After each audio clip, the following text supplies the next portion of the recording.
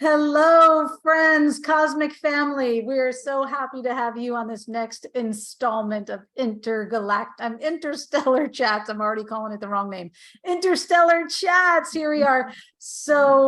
So excited to be here with co-hosts Kristen Anderson and James Spurrier. I'm Carlene Selg, and we are Interstellar Chats. We are building community so that we can all have this conversation and have a place, a safe place, where we can come and talk about the things that might seem out of the ordinary or a bit strange to other people, but it is real and it is happening, and it is today, 2023, and all the things, telepathic communication. That's what we're talking about today, right? So we want to explore what that looks like, how people are experiencing it today, and how commonplace it really is. So let's jump right in. Telepathic communication. First, I just want to say, this literally just happened yesterday. A client of mine was telling me about her amazing, wonderful husband, and he is able to just, out of the blue, command or call up people, certain people that he's thinking about, that he needs to talk to or wants to talk to or has business with. He just thinks about them and they call him, or they email him, or they walk in the door, or they're just somehow within a very short span of time show up in his present moment because he's thinking about them, and he truly believes that he is calling them in, and he is, right? So this is not some fly-by-night happenstance, coincidence thing.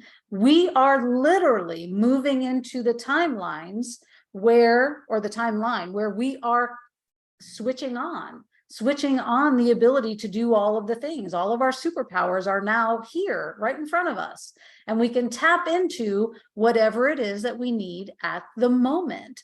So if I want to talk to James telepathically, I certainly can, and we always have been able to do that. And there's actually other people that I'm very, very connected with that I speak to telepathically. And I've noticed that I was even able to do this as a child. How about you guys? I don't know if it was as a child. I guess I just didn't even think about it. It was just what we did as children. But definitely, I have had the experience on several occasions with you of it's just a look, and just looking at one another, we know exactly what we're thinking, what we're about to say. If we're going to take action, like we both would stand up and be like, okay, we need to leave. And like, no, we didn't verbally say that to each other. And you know, what is it? You think about somebody and then all of a sudden they show up. You know, I'm walking down the street and I had been thinking, oh, geez, I hope I don't run into, you know, whomever. And then next thing you know, they're right there. Yep. You know? So we can do this in the positive and in the negative, right? Like, I hope I don't run into so-and-so shows up.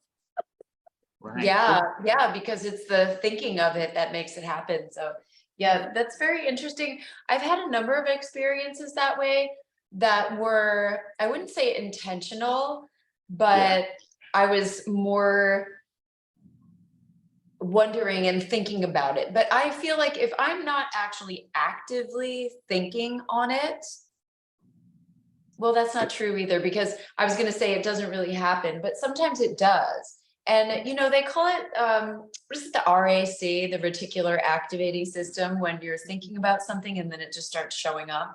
RAS. So the RAS, right? Yes. I called it, what did I say? RAC, RAS, right?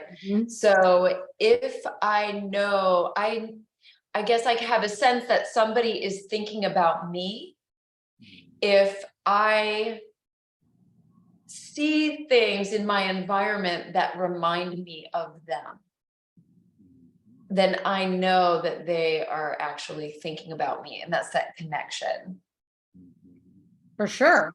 There are so many signals and little things in our environment that that brings that about. And here's a prime example, which I think you might be alluding to, Kristen, is when you are, and this obviously just happened to me because it has happened many times in this same exact situation. But if you have ever bought a car, right, a brand new car, and then all of a sudden, all you start seeing around you is that same vehicle. You see them all over the place. Whereas before that, you never thought about it.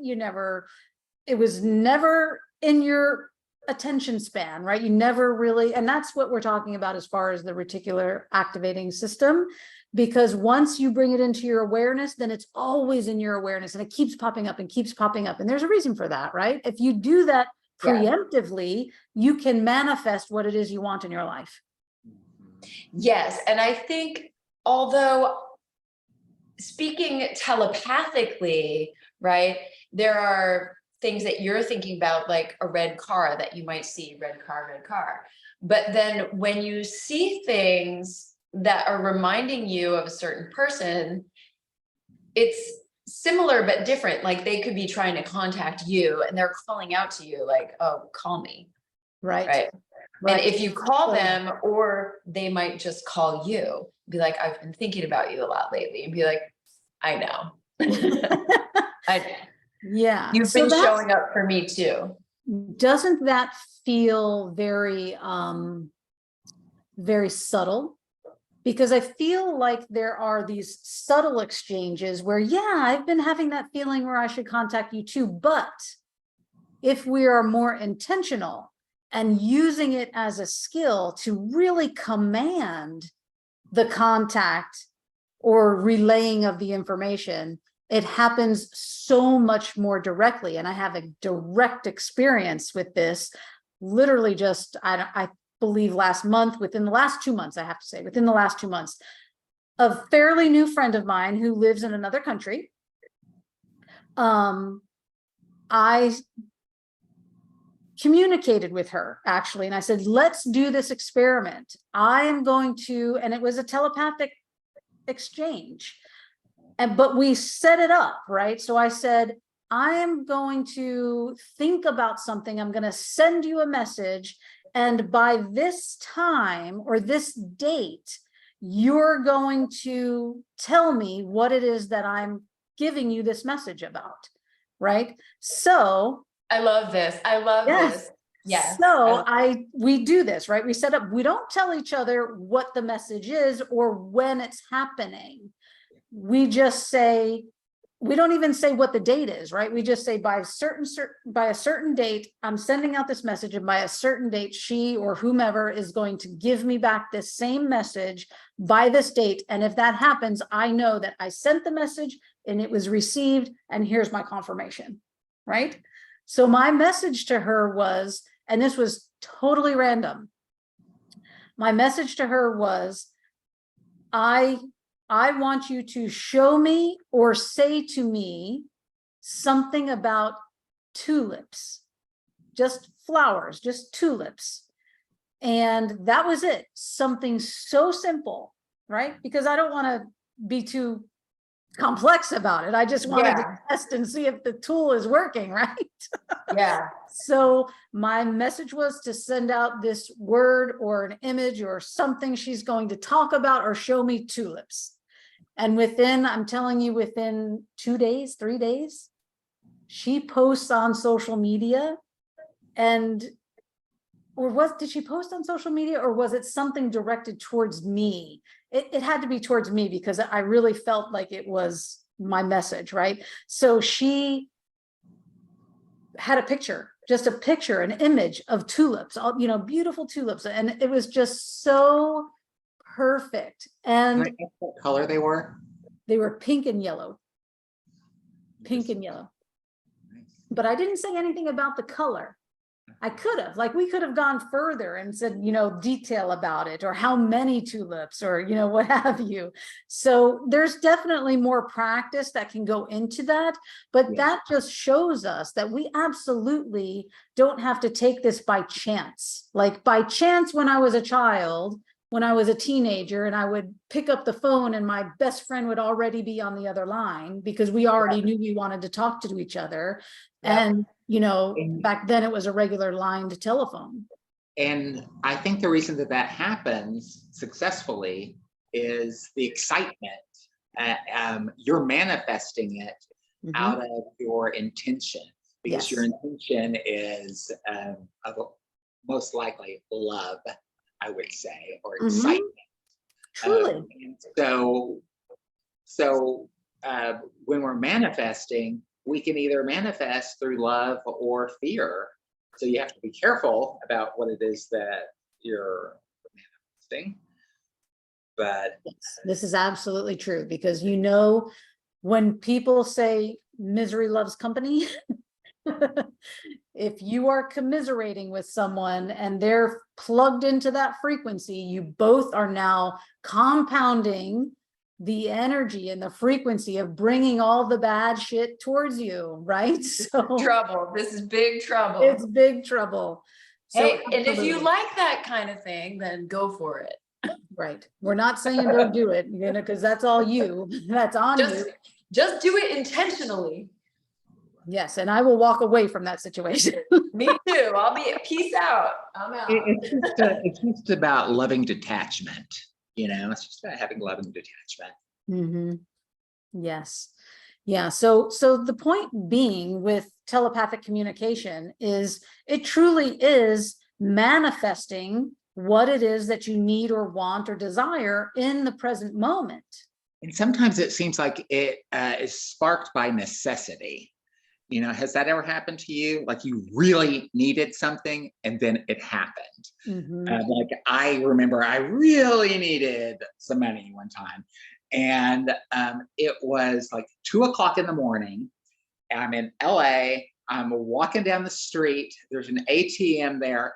And there's all of this money Hanging out of the ATM. hanging out of the What? ATM. No way. Yes. It was That's $60. great. It was $60. And I stood there for the longest time, hoping for somebody to come back. No one ever did. And that was the answer to my prayer, basically. Truly. And there's a flip side to this, right? Because there are people who are not plugged into the higher frequencies and the manifestation vibes who would just be like, oh, you're the luckiest person I know. That kind of stuff just always happens to you. And they dismiss it as happenstance when it's really not. It's because you had a need and you put it out there and you were in the vibration of, you know, needing it and wanting it, and you created it. And I don't believe receiving in- it. I don't believe in luck. I don't believe in luck. I believe in blessings. You know, it's luck is happenstance, and I think that our moments are divine. So I agree. yeah. Mhm. And again, Kristen, you've said this before, that words are spells. So if Yeah. you just think that it's luck and you've got the worst luck in the world, well, guess what? Yeah, you do. You just cut off your ability to manifest. Yeah. So those synchronicities of, you know, people coming into your awareness, and then if you contact them and they've been thinking about you, that's sort of the unintentional beginnings of the telepathic connection. But then moving on to creating it intentionally, you know, like what you're saying, like you have a friend and you're going to send her this message and she knows she's going to get a message. You told her that you're going to send a message, but you didn't tell her what, right? Or when. Or when. Okay. But you gave her like a certain time, like in 3 days or something. Oh, no. Oh, you didn't tell her that. I didn't tell her the time, like when she would receive it. But for myself, I said within 3 days, Oh, she okay. will relay that message back to me. And if it happens within that time, then I will know that message was for me because I sent it to her. Okay.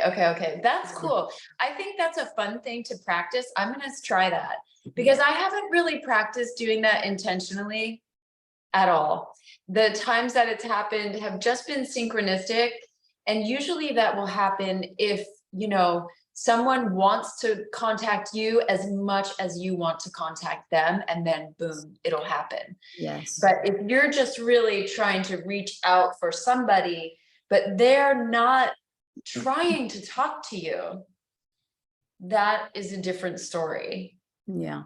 You have Yes, to if they've feel shut off that energy, or they've blocked your energy, that your message isn't going to get through. it's not going to get through. Yeah. Right. So, and that's something to throw in there too, because if you have a friend that you can intentionally play with in this way and practice that communication, and because, all this energy work requires practice. It's just like muscle work. Like if you want big biceps, you gotta do the curls, Right. You can't just walk into it and expect it to just be there. I mean, a lot of it's there, but it does require attention to grow. It does require attention.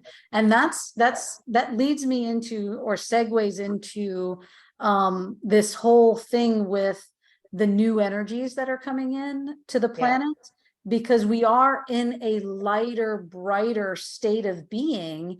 And because these negative ETs, or these negative entities, are gone from our solar system now, we are able to really activate and plug into those original powers that we're always meant to have.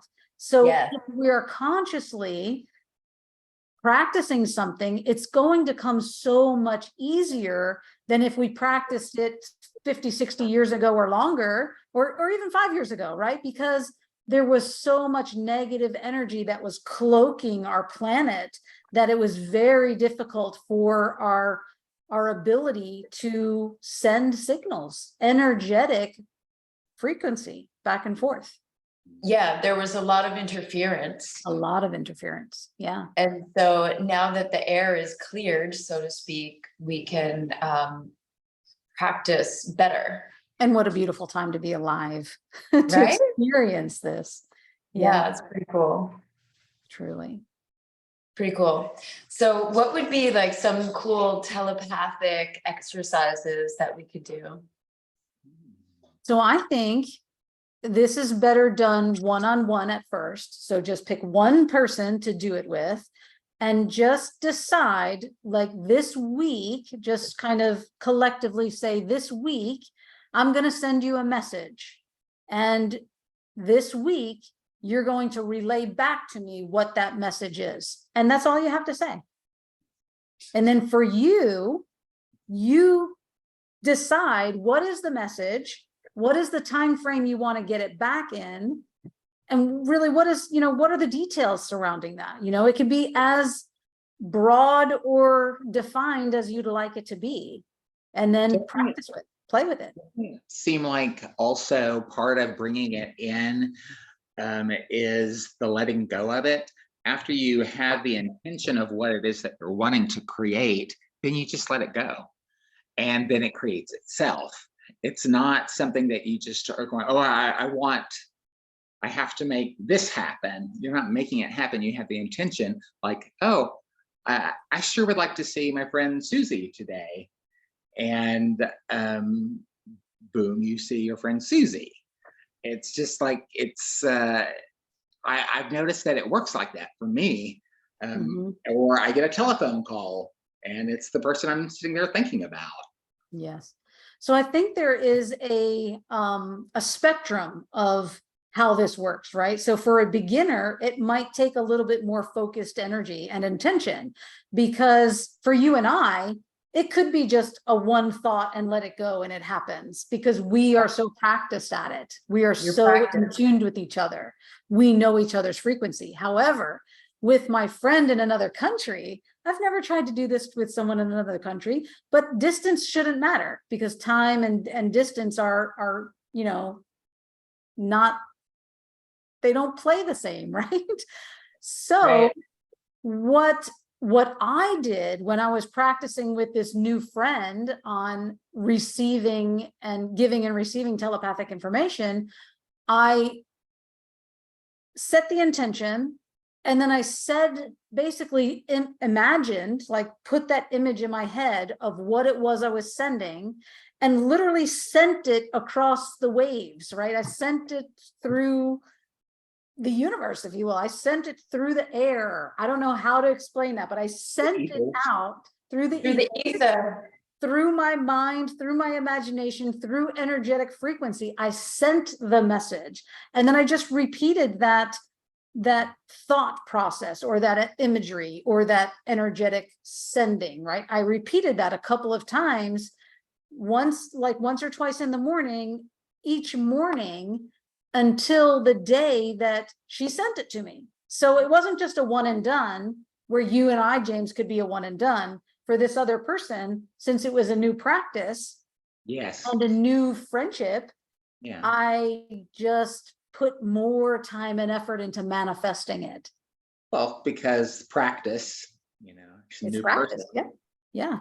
So that's what I'm talking about as far as the spectrum of success, right? Because if this is something so brand new and you're doing it with someone you just met, perhaps it's going to take a little bit more time and effort. But for, let's say, Kristen, let's say if you try it with your son, it might be a one and done, because he knows you so well, you know him so well, right? Yeah. Yeah. And I'm actually even thinking about doing it with my mom. Nice. Yeah. Because her and I are very connected. We're very opposite, but we're very similar, if that makes sense. So I think I could probably, I don't know. I think I'm going to send her a white unicorn and see what happens. There you go. That's really unique. And she never talks about stuff like that, because it's a horse with a horn. It doesn't make any sense. So I think I'm going to send her a white unicorn for the next 3 days and see what happens. There you go. And this is documented on the day now. This is time-stamped, so we'll have proof. That's right. That's right. Awesome. That'll be fun. So any more synchronicities that happen in your life that you could actually relay as, or perceive as telepathic information? Do you think all synchronicities are telepathic information? I can't say telepathic, but I have consistently still constantly, almost daily, see my birthday. Wow. Every day. Now I've been keeping track on my phone, and I think I have 7 screenshots of either someone sending me a message at my birth date, or a picture comes in and it's on my birthday. Oh, how fun. Very interesting. And are you you're looking at the time? When you look at the time, is it like it says my birthday. Wow. And so I'm just curious, my birthday is coming up. Maybe it's telling me that something's going to be happening on my birthday. Right? Maybe something galactic. Wouldn't that When's be your birthday again, James? Are you the 16th? No, I'm 11. the 11? Oh, you're 11 and I'm 12. Yeah. Right. 11 and 12. I knew that, actually. Yes, you did. Awesome. Okay. So I believe that's it for telepathic communications today. Let's just see if we can bring it to the audience once more. I'm going to give you guys something to do on every episode. I think that's going to be the way we do this, right? Just so we can practice our skills, practice our superpowers, right? Yeah. So let's see if we can do this. Grab a friend, whether new or whether old, or someone you're super close to or not, and do this exercise. Re-listen to this episode and just make it simple, make it hard, whatever feels good to you, but with intention. Send out some telepathic information and see what you get back. What'd you say, James? And practice. And practice, yes. So let's do that. Let's set the intention for this week that we're gonna send out and receive some telepathic information, so that it's not just a game, but soon enough we'll be able to do it by command, right? Just like my friend's husband is doing. Yeah, that's so cool.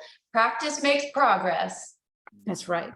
So thank you once again for joining us with oh my gosh, I'm saying it wrong every time. It's Interstellar Chats. I'm gonna get it right. I promise. This is She our. really does know the name. She really does. I really do know the name.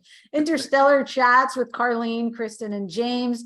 Like and subscribe to our channel, share it with your friends, listen to us on all the podcast channels. Thank you with immense gratitude for showing up for this conversation and being a part of the conversation. We'll see you on the next episode. Bye. Bye.